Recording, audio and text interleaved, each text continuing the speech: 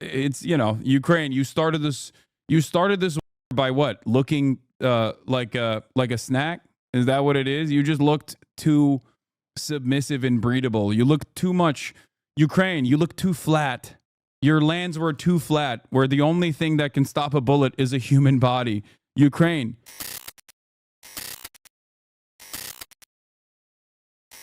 Anyway, speaking of American foreign policy, Zelensky responds as President Trump suggests Ukraine started war with Russia. I do think that there is so much honesty in the way that Trump operates. And the honesty is, we're awful allies, okay? We're just not good. We're not good allies. When Ronald Reagan said the scariest words in the American language is, I'm from the government and I'm here to help, it actually applies specifically to foreign nations, okay? If you're a foreign country, if you're a militant group, and someone with aviator glasses shows up at your doorstep and says, hey, I'm from the United States government and I'm here to help you, just know you're cooked, okay? Maybe in the interim, you're fine. You will be able to really stick it to your adversaries, okay? But this is the new Hasanabi nuke doctrine. Remember when I talked about the nuke doctrine? This is my other doctrine, okay? Hasanabi doctrine 2. If a defense contractor looking dude wearing cargo pants, okay, shows up at your doorstep with aviator shades on and says, I'm here from the United States government and I'm here to help. We are going to give you all the weapons and all the training you want. Run away. Disband your group, drop everything, and go make sure that you don't do the thing that they want you to do. Okay? You might be a socialist. You might be a revolutionary Marxist-Leninist vanguard party. If the CIA knocks on your door and says, hey, you want help? I'd be like, nah, I'm good. Thank you. I would never want that. Hasan pulling an AOC is going to be investigated by the DOJ? Yeah. Because guess what's going to happen? Okay?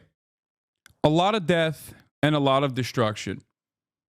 Guess what's going to happen? They're going to give you weapons and they're going to train your troops and they're going to use you like a napkin, okay? They are going to use you like a cum sock.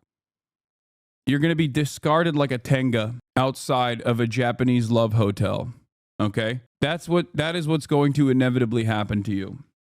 They're going to do a pump and dump. We've done the pumping, and now on the side of Ukraine, we are on the side of dumping. Let's take a look. The Kremlin says that President Trump and Russian President Vladimir Putin could meet in person before the end of next week. The two countries are holding high-level talks over the war in Ukraine. And yesterday, Donald Trump seemed to blame Ukraine's president for the war that Russia started. MTS Taib has more. From a gilded room at his Florida resort, President Trump hit back at concern from Ukraine over not being invited to the U.S.-Russia peace talks in Saudi Arabia. And I think I have the power to end this war. And I think it's going very well. But today I heard, oh, well, we weren't invited. Well, you've been there for 3 years. You should have ended it 3 years. You should have never started it. You could have made a deal. The president's suggestion that Ukraine started the war and not Russia, which launched a full-scale invasion nearly 3 years ago, has shocked Ukrainian and European leaders who were also left out of the talks. It's also a view apparently not shared by Keith Kellogg, the Trump administration's envoy to Ukraine. Yeah, it shocked most people that at least have some kind of understanding of what the truth is. You know what I mean? Like, everybody always says I'm pro Vladipoo or whatever. I love Adolf Putler. But, like, that's ridiculous. That is a ridiculous statement. It is not. It is the furthest from the truth. Okay, it's definitely victim blaming. It's, you know, Ukraine. You started this war by what? Looking like a snack? Is that what it is? You just looked too submissive and breedable. You looked too much. Ukraine, you look too flat. Your lands were too flat, where the only thing that can stop a bullet is a human body. Ukraine, you were looking too much like the breadbasket. Okay, you were looking too much. ridiculous. You can't. Yeah, you just looked so your Eastern your your Eastern territory looked far too annexable. You know? It is what it is. Who arrived in Kyiv this morning. Kind of nice that I'm here just a few days before the third anniversary of the Russian invasion of Ukraine. Also in Kyiv this morning was Ukrainian President Volodymyr Zelensky, who had this to say. We are seeing a lot of disinformation that is coming from Russia, he said. Unfortunately, President Trump, with all due respect, is living in this disinformation space. President Trump. Yeah, all due respect. Donald Trump also hit this. Hold on. Think of it. A modestly successful comedian, Volodymyr Zelensky, talked the United States of America into spending $350 billion to go into a war that couldn't be won, that never had to start, but a war that he, without the U.S. and Trump, will never be able to settle. The United States has spent $200 billion more than Europe, and Europe's money is guaranteed. I'm not going to do the accent. It's too long. While the United States will get nothing back. Why didn't Sleepy Joe Biden demand equalization? Now, the one part about this is that the United States money is guaranteed. Why will or Europe's money is guaranteed? The U.S.'s money is not.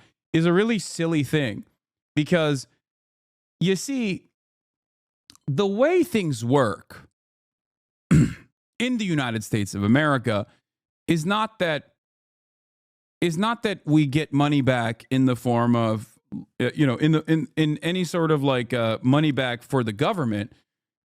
We make those people spend the money that we send them on American weapons. It's that beautiful public-private partnership that I talk about quite frequently. That's kind of what this is.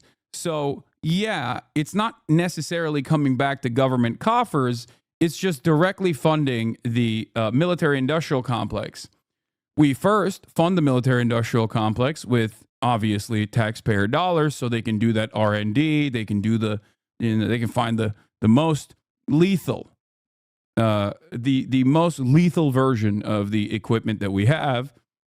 And then once that equipment gets old, okay, we need to dump it off somewhere. So Ukraine looks great. We can just like send it to them.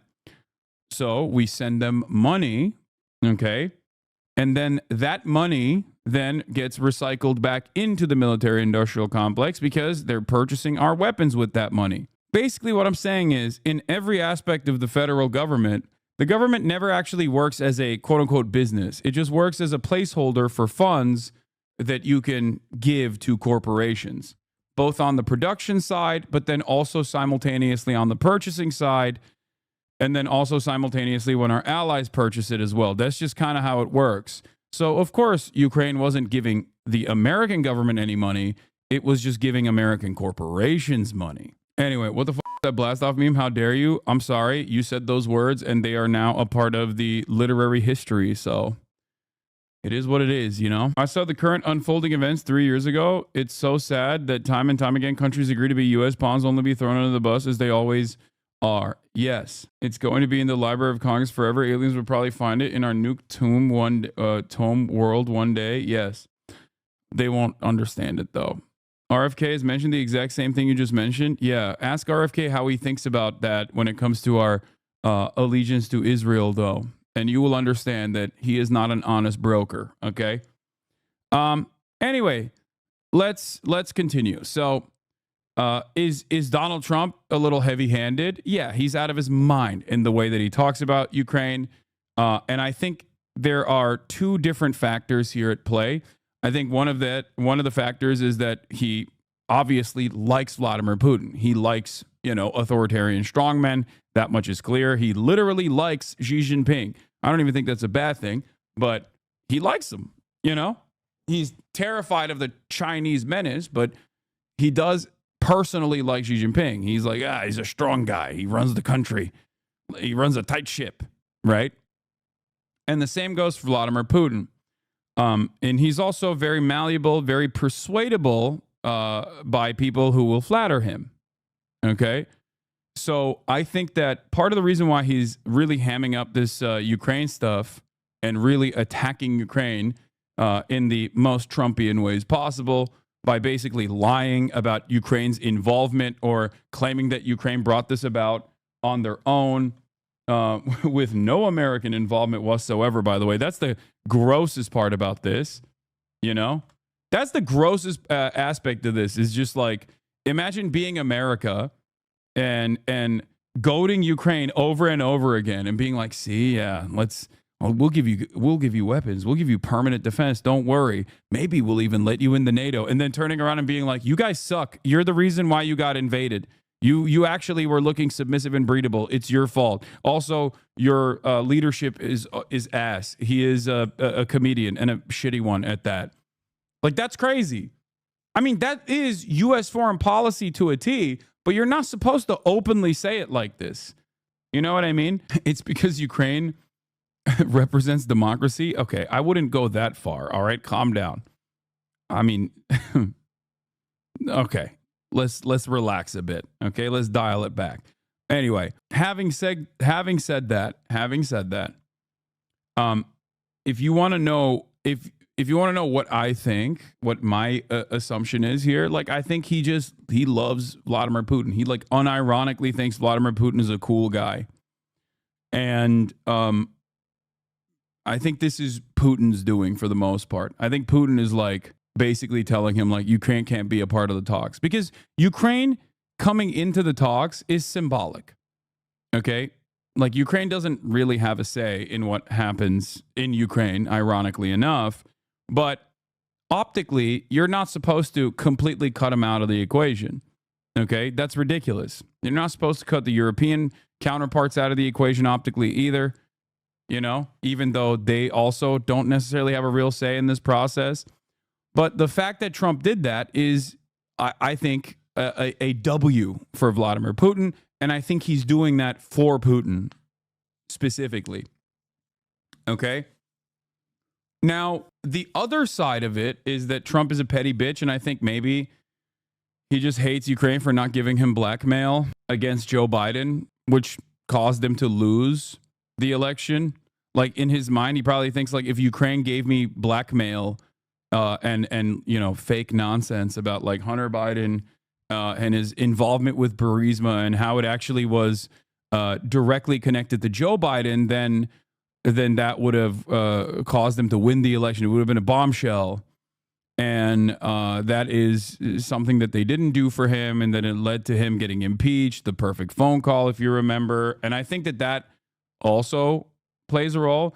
Would he care though? He won anyway? Yes, he absolutely would care. He's a fucking petty ass bitch. What are you talking about? He got impeached. Like he's embarrassed by that for sure. So I think that also plays a role in him like going heavy handed against Ukraine because none of this makes sense. It's both ahistorical in its approach to what has taken place from Trump saying that you know, Ukraine is responsible for being invaded. That's a ridiculous statement, okay?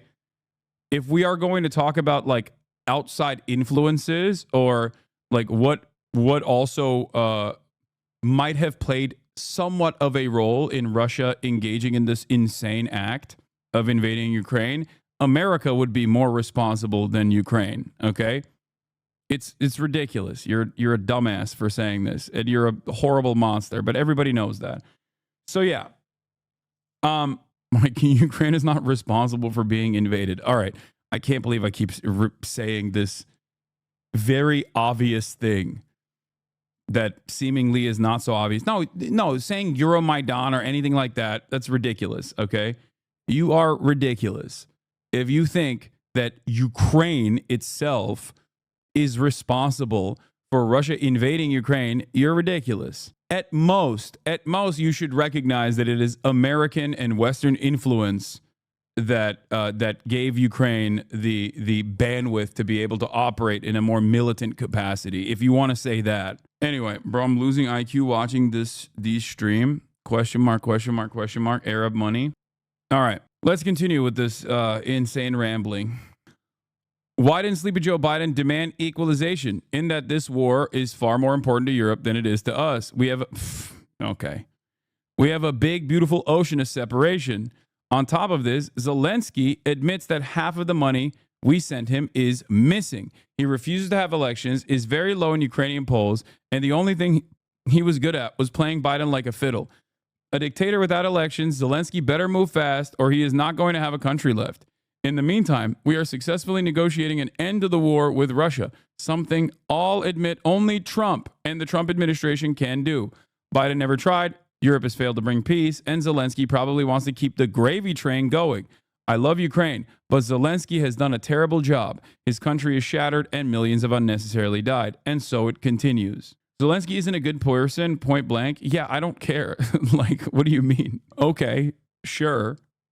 But what are we talking about here in terms of Donald Trump saying Zelensky is running a gravy train? Like, no, I don't think Zelensky wanted Russia to invade Ukraine, okay?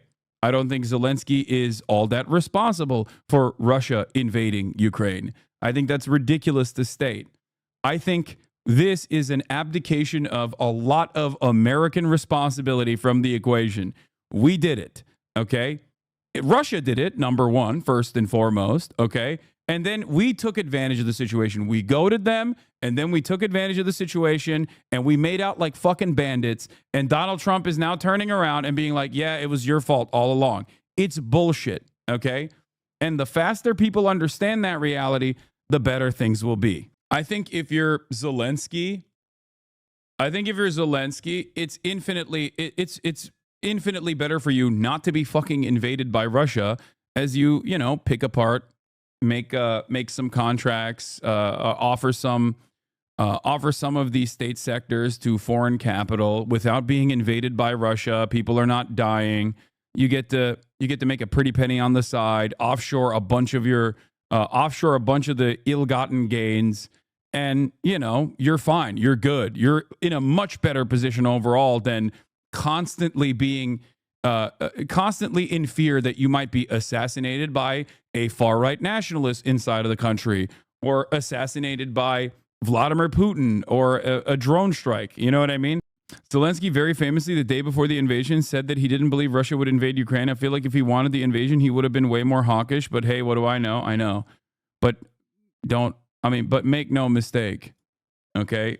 That would allow you to forget that I'm responsible for Russia invading Ukraine in the minds of many people online who've been brain broken by understanding the world from the perspective of online commentary, the online commentariat. JD Vance warns Zelensky he will regret bad-mouthing Trump and condemns his atrocious response to the peace talks. Yeah. After I urged Russia to invade Ukraine, and Vladimir Putin, being a big Hasanabi, had listened to what I had to say, I also urged every one of my followers to vote for Donald Trump instead of Kamala Harris. And of course, I'm the kingmaker here. Yeah. Here's the White House posting, congestion pricing is dead. Manhattan and all of New York is saved. Long live the king. God, we're so fucking corny. We are such a corny country. God, we suck. The only thing I don't get in your point is, what was the alternative? Not take the U.S. military aid, let Russia take Ukraine region by region like they did in 2014. In terms of what Ukraine could have done, I don't think that there is anything Ukraine could have done. Ukraine is just stuck between two powers. Ukraine is stuck between a regional power that wants either complete control, complete annexation, or at least like a very significant amount of control over its internal affairs, Russia, okay? And stuck between Western interests as well that wants the very same. So there's not really much Ukraine could have done to fix that situation. I don't think that there is like any sort of brave and bold thing you can do. At that point, you're just making a decision between like who is going to fuck you over and steal your natural resources in a way that is like not as bad, I guess. They were always cooked. They were perma-cooked from the jump. Shut up, subtard. Why are Elon? No, don't ban that person. Don't ban that person. Unban that person. I want to understand the mindset of the new Elon Musk supporters that say subtard now. Like, I want to know what that even means. I don't fully get it. What is this place? Yeah. Look, it doesn't really matter all too much, but you know, this is a very obvious "I told you so" moment, and I hope that liberals were confused about what's going on right now because they thought that like Ukraine was really winning the war, and you know doing their very best or whatever the fuck. Will recognize that this was slated to happen inevitably, whether it was going to happen later down the line, you know.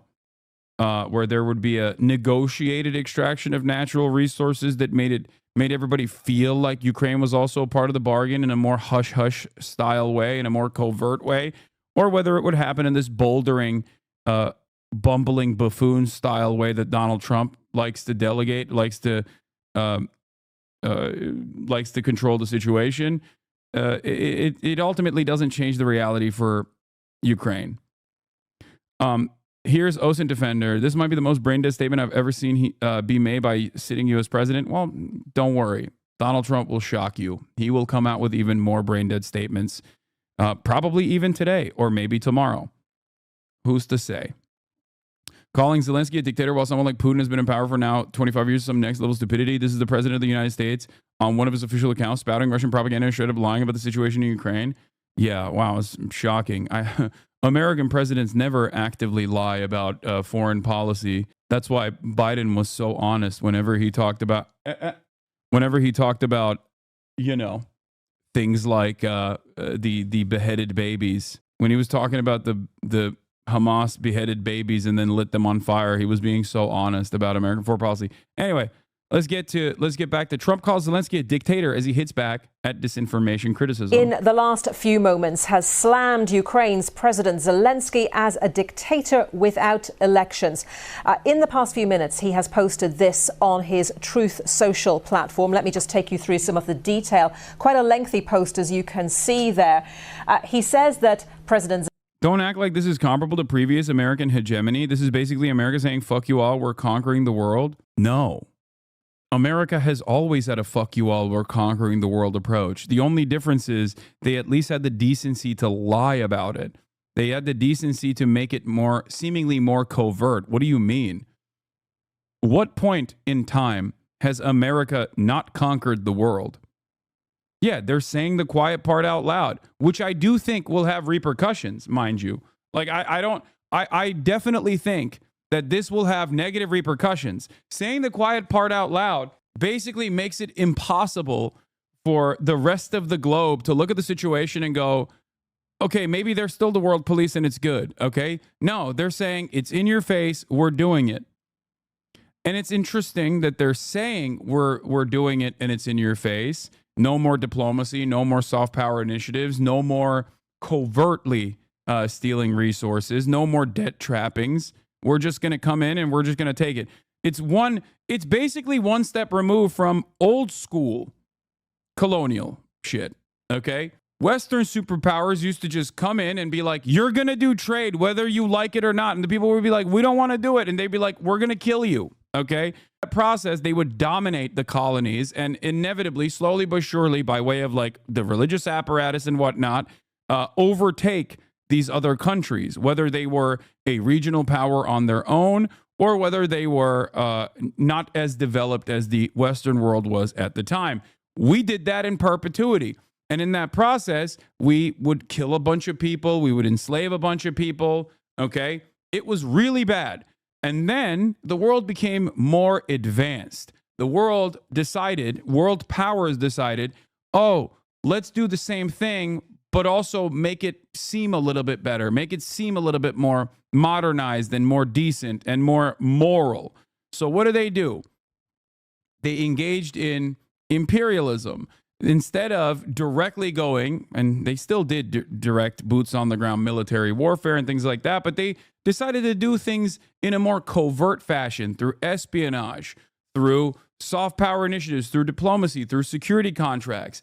They also engaged in destabilization and complete control over lendership agreements, over loans, over institutions like the World Bank and the IMF, where they would implement austerity regimes upon nations in the global south.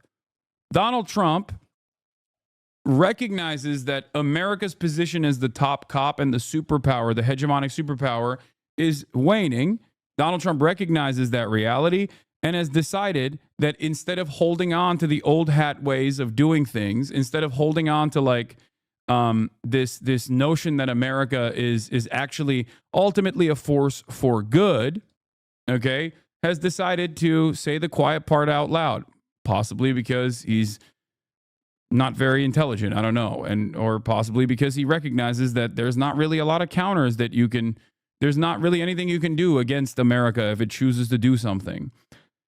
So, in that process, he's going back to an older way of doing things. Maybe not directly invading countries and dominating them and genociding them, still utilizing proxies for the most part, but openly stating what our desires are. An extraction of natural resources, a complete dismantling of the federal apparatus, and taking advantage of the economic instability in the country that we are using as a proxy to, force them to sell all of their state enterprise for pennies on the dollar to Western capital. Okay? This rhetoric has already damaged things noticeably. EU and US relations are worse than ever, and it's only going to get worse when Russia-aligned right-wing parties start to get in power. Yeah. I don't see how burning bridges with NATO and Western allies would benefit America, though. I don't think they're going to necessarily burn bridges with NATO, because NATO is our extortion racket, okay? It's a protection racket.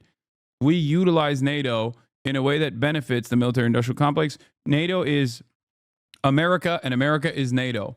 That is why I've stated time and time again that I would be shocked if Donald Trump actively and actually dismantled NATO. If Donald Trump actually dismantled NATO, I think he would really be JD Pondon. I don't think he would know. I would no longer say that sarcastically or in a joking manner. I would truly believe that he is the Manchurian candidate. I think he'd also be, I was going to say, I think he'd get assassinated before he does that, but I feel like the CIA has no motion any longer.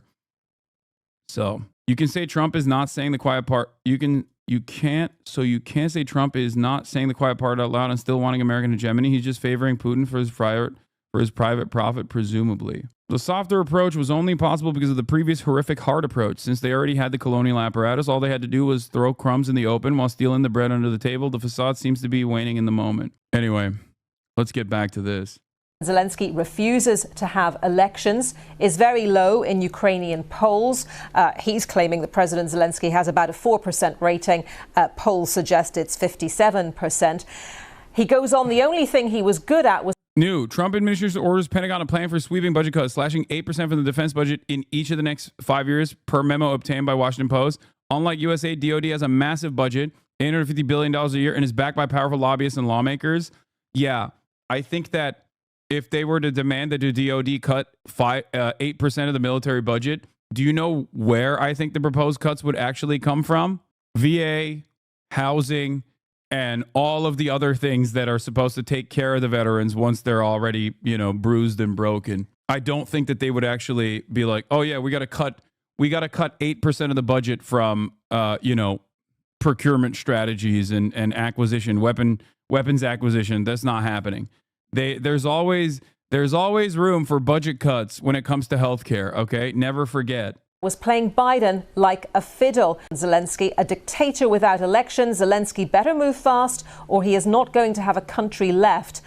He goes on, in the meantime, we're successfully negotiating an U.S.-Russia talks include discussions on withdrawing U.S. troops from NATO countries that joined after 1990, security sources say. Bro, I that would be insane. I don't think that that's happening, okay? Holy shit. I also don't understand how Donald Trump gets to do that. Like, why does Donald Trump get to do that? Why does he get to do that? And his fucking fans still think he is like the GOAT and loves America. But when I say NATO should withdraw, I get treated like a hostile enemy combatant. That is one thing I'm very jealous about. Like, Republicans can literally advocate for fucking universal healthcare if they wanted to, and people will be like, yeah, that's great. Bro is making predictions again. Oh no. He views it from an economical sense. Why are we protecting them? I don't understand. Does he just not have a conversation with like any lobbyist that's just like, hey, dumbass, that permanent military presence is good for us, you know? Each individual troop has to get trained, and each individual troop has to get American weapons. And also their military is purchasing American weapons. Like, does he not understand that from an economical sense, this is what it is? Like, this is what the reason for NATO is in general. Maybe Donald Trump did listen to the Tucker Carlson interview with Putin and was like, no, we should make Russia our next Israel. They're much nicer to me, you know? That's crazy. End to the war with Russia, something all admit only Trump and the Trump administration can do. Biden never tried, he claims. Europe has failed to bring peace, and Zelensky probably wants to keep the gravy train going. President Trump goes on, I love Ukraine, but Zelensky has done a terrible job. His country is shattered and millions have unnecessarily died. And so it continues. He also calls Volodymyr Zelensky a moderately successful comedian, talking America into spending billions of dollars to go into a war that couldn't be won. He says the US has spent $200 billion more than Europe, and Europe's money is guaranteed, while the US will get nothing back. Well, all of this happening now as a number of discussions continue about the future of Ukraine, some of them without Ukraine involved. In Russia, President Vladimir Putin has delivered a pretty positive verdict on Tuesday's talks between the US and Russia. Those are the talks that took place in Saudi Arabia, saying he rates them highly. Speaking to reporters earlier, Mr. Putin said the purpose of that meeting was to increase trust. He said he is happy to meet President Trump, and there has been some indication in Moscow today it could even be as early as this month. He says he expects Ukraine will take part in talks at some point. Yes, I have been informed. I rate them highly. There are results. The first thing I would like to say is that we have agreed to resume the normal work of diplomatic agencies. The constant expulsion of diplomats from Washington and Moscow does not lead to anything good. If this goes on, only cleaners will work in these buildings, whose work should be also appreciated. But this is not what diplomatic missions are created for. Well, Ukraine's leader, President Volodymyr Zelensky, had earlier said President Trump was living in a bubble of Russian disinformation. Ukraine was excluded from those talks in Saudi Arabia between America and Russian officials. 5-foot Putin law? How do people respect him in his country? What do you mean, bro? He's, you know, he is a bad motherfucker. Let's be real. Also, I think Zelensky's short too, isn't he? And here is President Zelensky speaking earlier. Since we are talking about 4%, we have seen this disinformation. We understand that it is coming from Russia. We understand and we have evidence that these numbers are being discussed between America and Russia. It is unfortunate that President Trump, and with great respect for him as the leader of the American people who constantly support us, unfortunately lives in this disinformation space. Joining me now, our correspondent Nomia Iqbal, who's in Washington, and also to Vitaly Shevchenko from BBC Monitoring, who's been following Putin's remarks. But first to Nomia. Nomia, one of my guests earlier was saying that we have to pay. Yeah. Oh, look at that. 17 categories were exempted in Hexet by Hexet in his request, including border security operations, one-way attack drones, and missile defense. Bro, there's no way. There is no way we're actually demanding DOD cuts from cuts from avenues where there is a lot of money to be made, okay, for the military industrial complex. Pay attention to what President Trump does rather than what he says, but there does seem to be a war of words at the moment, and certainly looking at those latest comments on his Truth Social platform. What's your analysis of what he said? Well, yeah, I think that that's not, entirely incorrect. It's what he does, not what he says. But what he says is hugely significant. Do remember he's in his last term. Don't you think that anything that could end the killing could be done? Hundreds of thousands of deaths is insane and not worth losing land. Wait, what? No, I don't disagree with talking to Vladimir Putin on principle. I don't disagree with implementing a ceasefire at all. I have no issues with this. This is what I said the Biden administration should have done time and time again. They chose not to do so, knowing full well that they could potentially lose power and then get Donald Trump to be the responsible party for what the terms and conditions look like. Okay?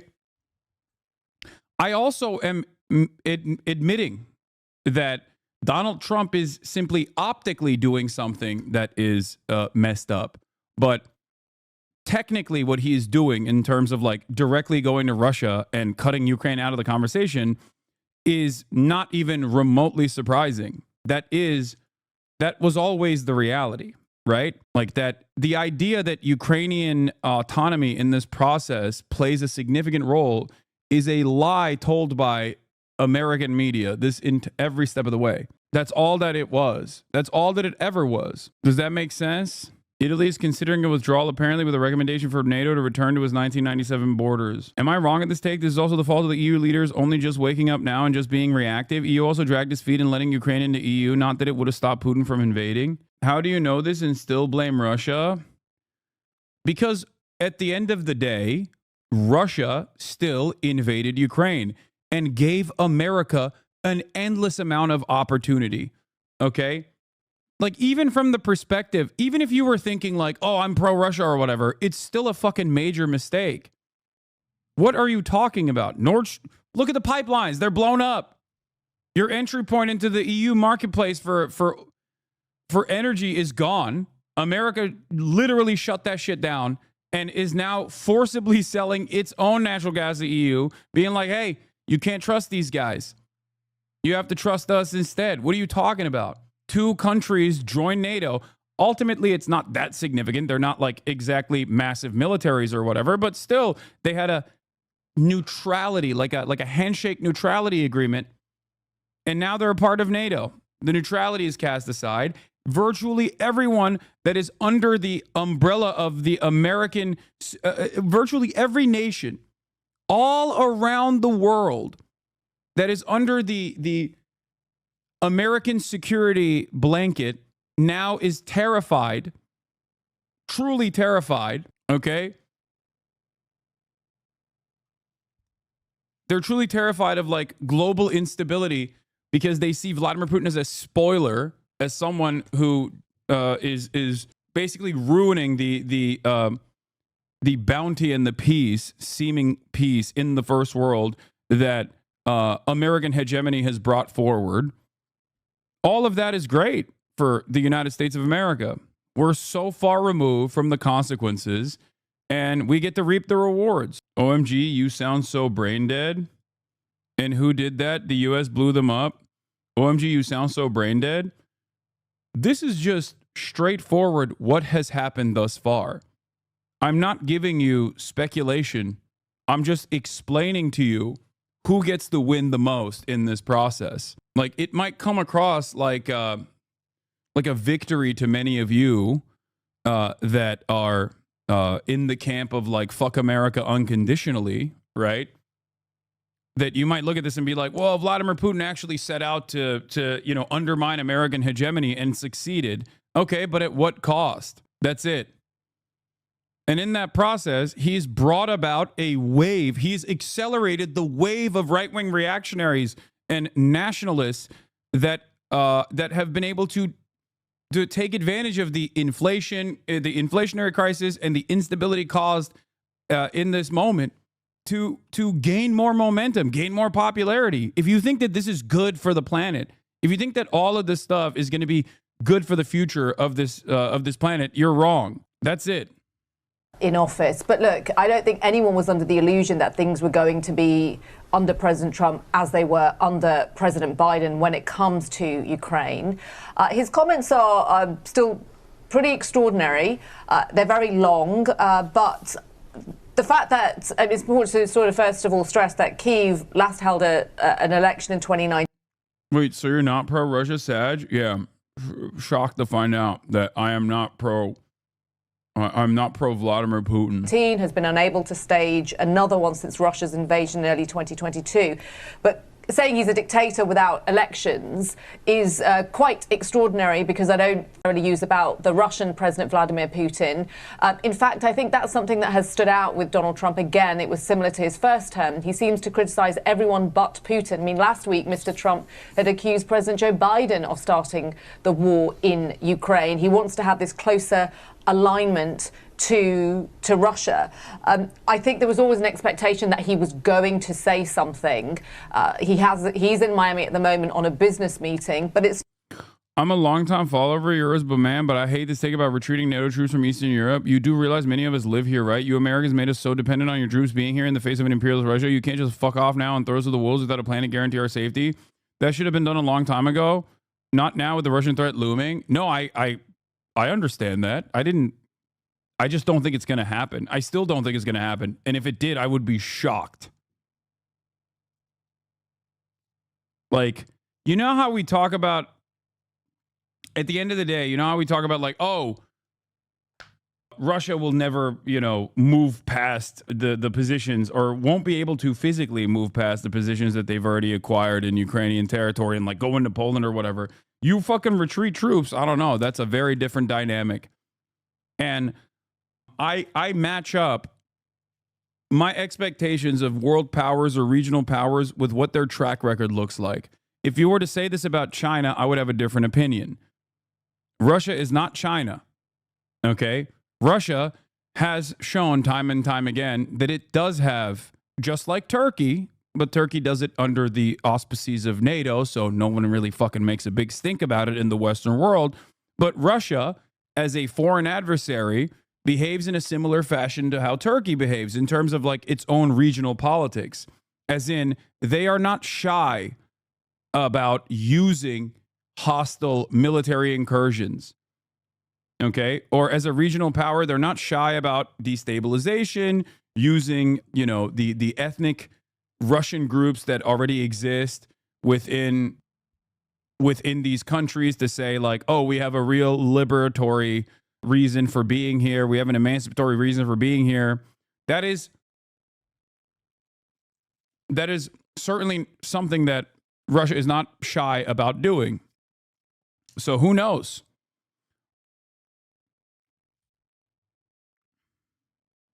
Literally, if they invaded a NATO country, it's World War III with nukes. No, I know. I'm saying, I know. I'm saying that, let's say they remove NATO presence. Let's say they disband NATO and remove NATO presence from Poland. Like, does Russia go in? I don't know. I don't know if they have the capabilities, but that's a very different dynamic at that point.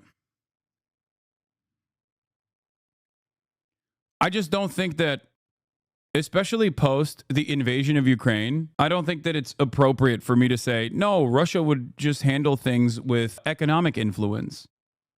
What do you mean? I don't know. Obviously not as NATO. No, you're misunderstanding what I'm saying. Russia is not fighting NATO. No, you're misunderstanding what I'm saying. I'm saying that they disband NATO. If they hypothetically disbanded NATO,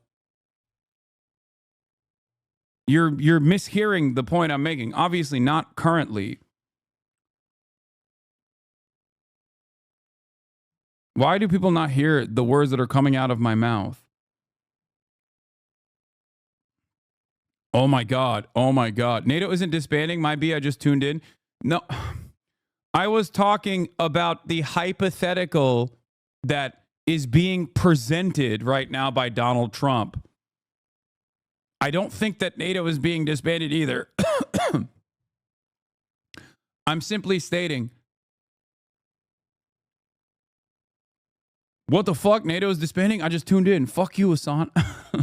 It's not particularly helpful considering he's got his special envoy to Ukraine, Mr. Kellogg, in the country right now, holding talks. Because you're talking roundabout, overcomplicated ways? No, I'm not. What are you talking about? It's not a roundabout or overcomplicated way. What are you talking about in roundabout ways? It's fucking simple. Russia is killing, invading, and lying about killing and invading and destabilizing the whole fucking world. They literally POTUS and effectively the U.S. Yes, dude, they're invading and destabilizing and lying about it in the entire world. What are you talking about? All right, let's continue. With Mr. Zelensky.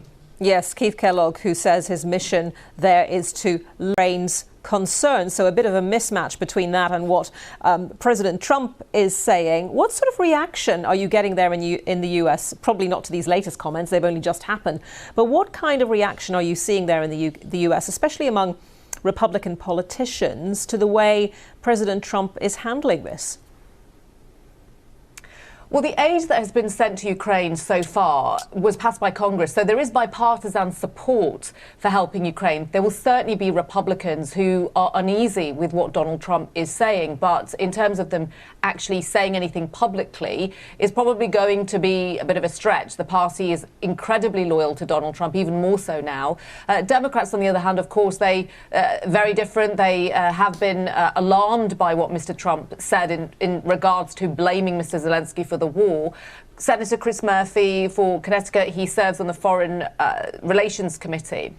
He said, I'm going to quote what he said, he accused the president of lying to the American people, of essentially rewriting history. As I mentioned, Mr. Trump last week even accused President Biden of starting the war. But I think something that is probably important to add here is that, you know, foreign policy aside, and if you add the domestic angle in, Donald Trump campaigned on the promise to end the war in Ukraine. Just recently, I spent a bit of time in Pennsylvania. It's a swing state that Donald Trump won last year.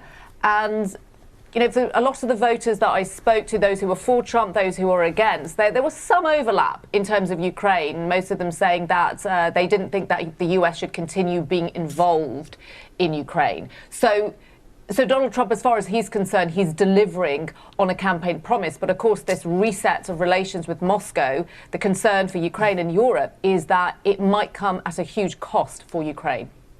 Why do our EU allies turn on us so quickly when we have been giving them so much money? The second we decide to stop giving our money away, dude, are you crazy? What are you talking about? What are you? Do you believe Trump? Like, what do you mean? What do you think we've done to the EU? Dude, if I were to rank who's getting fucked over, like who's getting fucked over the most, okay? At the tippy top of this list is Ukraine. Following closely is every country in Europe, the European marketplace in general, okay? Then it's Russia. Then it's America making out like a bandit. And the only country that actually benefits the most from both Trump's actions and also everything else that's going on is China, okay? America doesn't simply give money to other countries with no expectations. We don't give money to countries because we want to help them, okay? The Marshall Plan wasn't simply to rebuild our allies, okay? We do that because we wanted to create this massive web of control and security cooperations with 800 military bases around the planet. And we very clearly utilized that during the Cold War, okay? What do you think happened? Post-World War II, immediately, we just redirected all of our efforts against the real enemy, okay?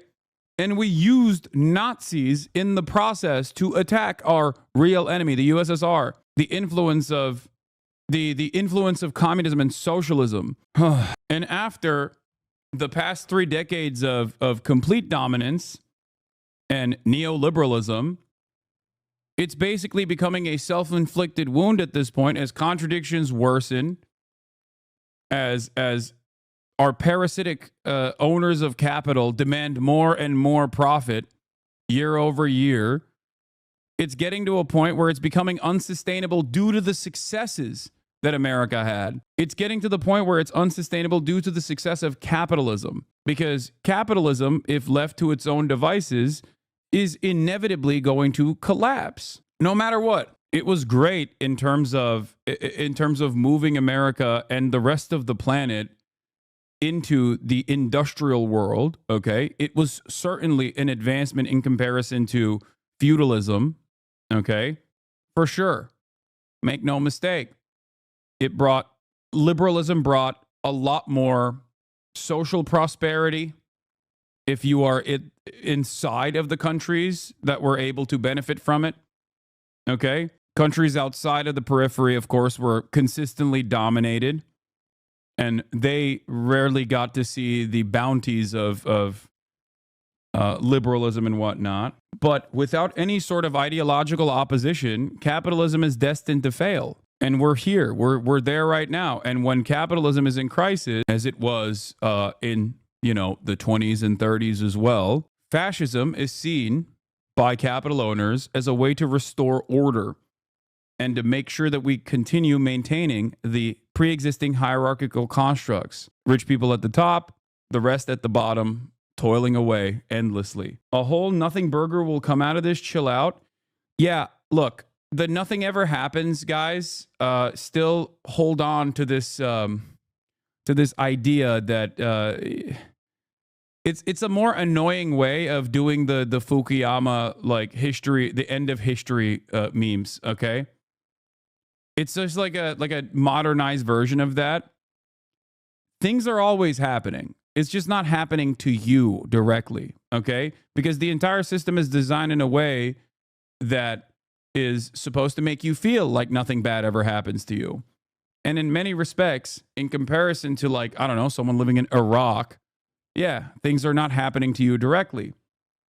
But the reality of the matter is, even Fukuyama recognizes that things are happening and that history, he was wrong for saying history is over. I don't think this person is a leftist.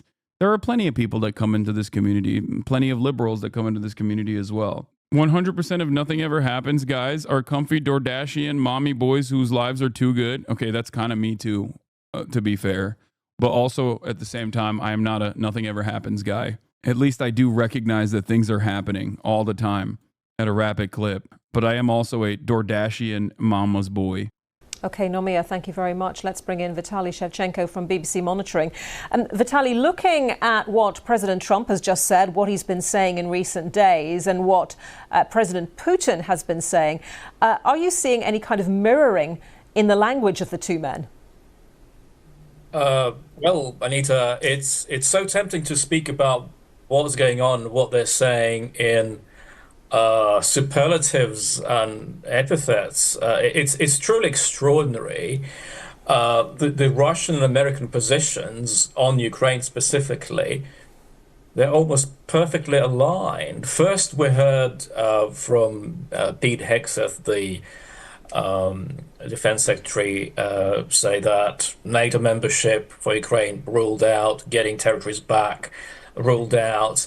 And now Donald Trump is saying that Vladimir Zelensky is a dictator. He lost his mandate and Ukraine started the war. Well, my job is to monitor the Russian media, and that's what they've been saying for years. And it's truly extraordinary to hear that come from Donald Trump. Now, there are opinions and there are also facts. Of course, we can argue about how successful or otherwise Volodymyr Zelensky was as a comedian, but in terms of his popularity, the opinion polls that I've seen, credible opinion polls from Ukraine, they suggest that his approval ratings, Volodymyr Zelensky, he enjoys a slightly bigger approval rating than Donald Trump in America. And in terms of elections, Ukrainian law specifically forbids holding presidential, parliamentary, local elections at a time of war. So these remarks, they will come as a shock to many Ukrainians who also, well, they'll have a huge issue with Donald Trump saying, well, it's Ukraine that started the war. In terms of how you row back from these remarks, it's really difficult to imagine an easy way of doing that. And it's beginning to look like Ukraine is losing or has lost America as an ally. And what Donald Trump has been saying for days suggests that, well, he's much friendlier towards Vladimir Putin than he is towards Volodymyr Zelensky. Briefly, is the Russian media saying in response to all of this? Give us a sense of that. Oh, they're overjoyed. They are saying that this is very good news for us. They haven't really embraced Donald Trump as a friend. They're saying that he still has America's interest at his heart, but he's clearly driving a wedge right into the heart of the Western alliance. And one commentator on Russia's Channel 1 says, it works for us. Vitaly, thank you very much. Vitaly Shevchenko and John Mishema believes that the great powers of the world dominate the international system and they constantly engage in security competition with each other, which sometimes leads to war. Well, joining me now from Chicago is John. And we have Lavrov praising Donald Trump for pointing a finger at NATO. We've had Donald Trump blaming you. It's kind of interesting that Trump isn't calling Bibi a dictator for also delaying elections in Israel. Excuse me. Benjamin Netanyahu is the most moral politician on the planet. Okay. I got $100 million from Miriam Adelson, and I will do Israel's bidding. I'll do more for Israel than they even demand of me. Okay. That's my special boy. Damn. Mersheimer on CNN? Mersheimer on CNN? Why do they have... Wait a minute. What's going on? Why are they asking a guy who's very clearly a Putlerite what his analysis looks like? That's weird. What? Oh, man, that's crazy. I'm shocked to see this.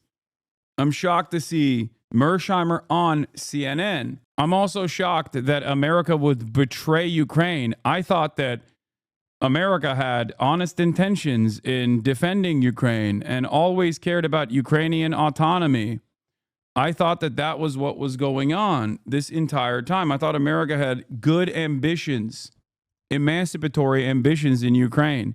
I'm so confused. I'm so confused about all of the things that are happening, except I'm not. I said that this was going to fucking happen, and it's happening. Ukraine for the war in its country. What's your perspective on where we are at and this newfound US-Russia relationship, burgeoning relationship, or rapprochement, if you will? Well, there's been a fundamental change in American policy going from the Biden administration to the Trump administration. It's truly remarkable the extent to which the Trump administration has abandoned what has been the Biden administration's policy towards both Russia and Ukraine and adopted a radically new approach.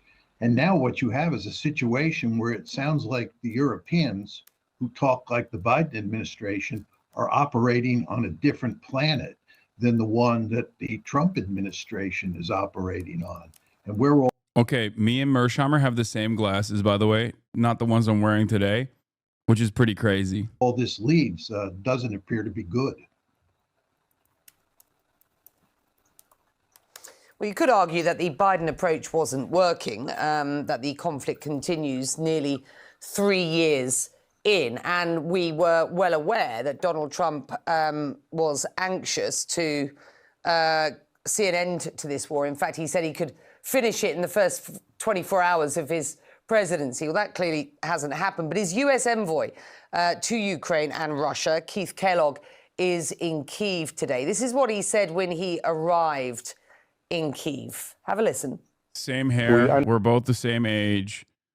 Yes, and we both also love Vladimir Putin together. Understand the need for security guarantees. It was very clear to us the importance of sovereignty of this nation and the independence of this nation as well. And and part of my mission is to sit and listen and say, okay, what are your concerns? Where are we at? Talk to President Trump and with Secretary Rubio and the rest of the team, and just ensure that we get this one right.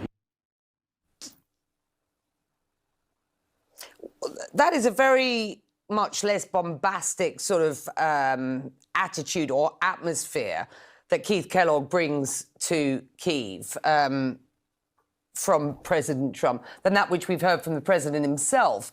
Do you think the US can get the Ukrainians on board with these talks, given what we... Are CNN manufacturing consent for Trump? No. What CNN is doing here is not manufacturing consent for Donald Trump. What CNN is doing here is basically finally going to a person who is a little bit more realistic. And certainly, it's no different than when CNN approached me after the election, okay? It's not to manufacture consent for Donald Trump. It's to basically be like, okay, well, We did a lot of manufacturing consent in the opposite direction.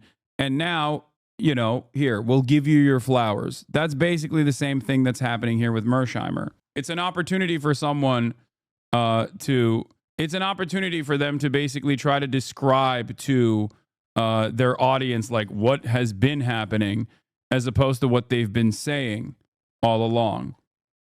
We understand to be, at least in principle, Donald Trump's position at this point.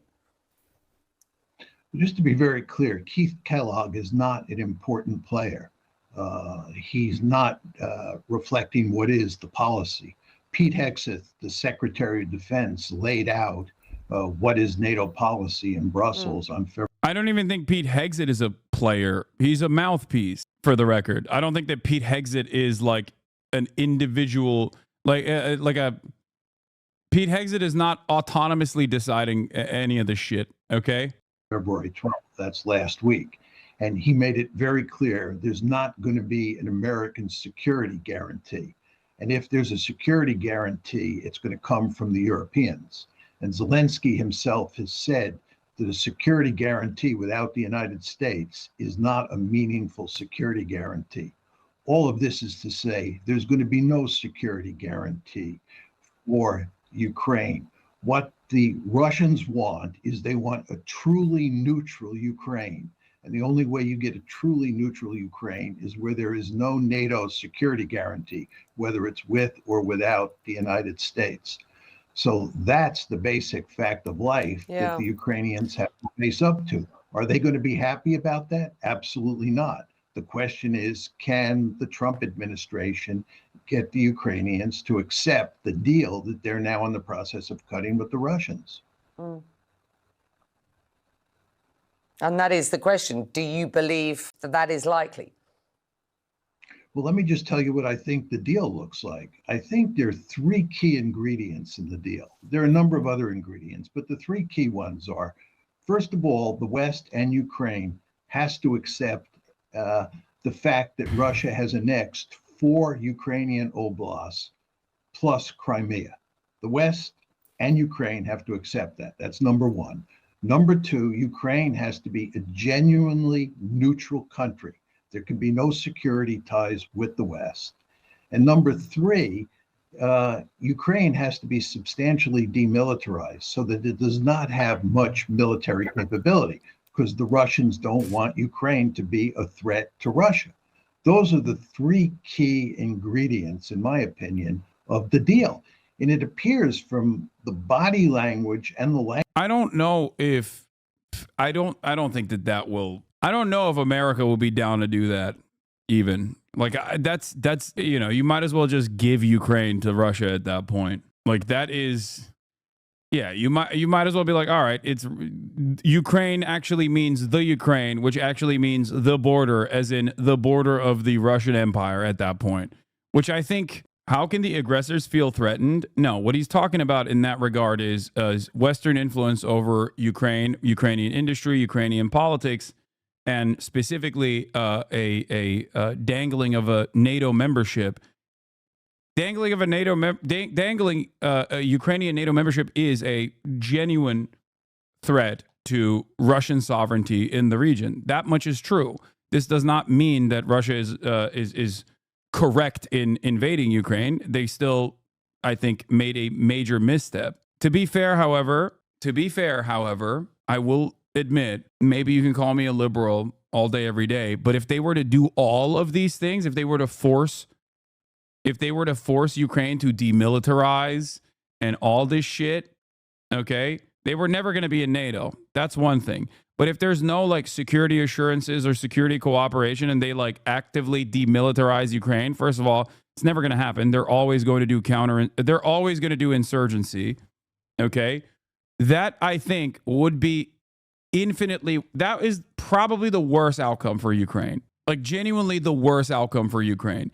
It's even worse than if you were to somehow give Ukraine in its entirety to... Actually, no, that would be the same outcome. I was going to say, this is the worst outcome for Ukraine because you're basically giving Ukraine to Russia, and there's permanent military annexation and an endless amount of insurgency. it would just be chaos. It would be complete chaos. Russia would never be able to maintain the entirety of Ukraine with its already crippled military force. Like, it's just fucking ridiculous. If a Twitch streamer can determine that Ukraine would have never gotten membership, then why the fuck can't the Russian government? Oh, a great question. Therein lies the problem. That's why I also think that invading Ukraine because they were worried about NATO expansion is a falsehood. It's a great question. The notion that Ukraine was going to join NATO was known by all parties to be completely ridiculous. Everybody involved knew that Ukraine was not joining NATO, with the exception of the Ukrainians. I think the Russian government knew that it was not happening either. What if NATO agreed to allow Russia in exchange for throwing out Turkey? Yeah, that's never going to happen either. You're out of your mind if you think that NATO is going to kick out its second largest military that has the most combat experience outside of the United States of America, that maintains multiple nukes in its American military bases. They're magically going to be like, yeah, we're no longer doing that. You know who asks that question all the time? Why is Turkey a part of NATO? Dumbass OSINT people, okay? Because they just don't understand how this stuff works. I see it all the time on Twitter. People are like, why is Turkey still a NATO ally again? Or like dumbass Israel supporters. Well, which, you know, is a Venn diagram, is a circle there. But dumbass Israel supporters, every time Erdogan comes out and is like, oh, Netanyahu is Satan, actually, which is just empty threats against Israel. And Turkey is still a willing servant of Western interests, of course. Every time he says some shit like that, all the stupid OSINT accounts and all the pro-Israel accounts would be like, why is Turkey in NATO? You should take Turkey out of NATO. They just completely are oblivious to how things work. You know? America is NATO. Number 2, you know who's NATO? Turkey, okay? And I'm not secretly a major advocate. I don't want Turkey to be a part of NATO. I don't want NATO to exist. I wish that historically it never did. Okay. Having said that, however, as things stand currently, the notion that like NATO, the notion that like America should drop Turkey from NATO because you're like a former Israeli government mouthpiece or whatever is silly. It just demonstrates that you don't understand how anything fucking works. That's all this is. Language you hear coming out of Russia and coming out of the Trump administration that we, the United States, have basically agreed on those 3 parameters. If that's true, then the question is, will the Ukrainians swallow this deal? It's hard for me to believe that it's going to be easy for them to swallow the deal. But the United States has a remarkable amount of coercive leverage, and it may just put the Ukrainians in a situation where they have no choice. But if it does happen that the Ukrainians accept the deal, that's how it will happen. Liberals are so funny. Why are you ignoring Trump declaring himself king? I see you looking at those messages.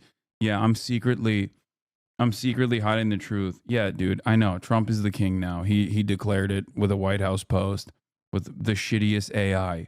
He's already doing king shit anyway. Who gives a fuck? God damn it, liberals. Liberalism and its endless interest in hyper focusing on the aesthetics is going to lead to my demise. Okay, I'm just going to perish one day when trying to respond to a liberal who's like, but did you see? He's secretly saying he's gonna be king. Meanwhile, he's doing king shit every fucking day of the week. Yeah, leaving the European leaders, of course, scrambling to deal with what are perceived to be, if not are, frankly, Donald Trump's major foreign policy pivots.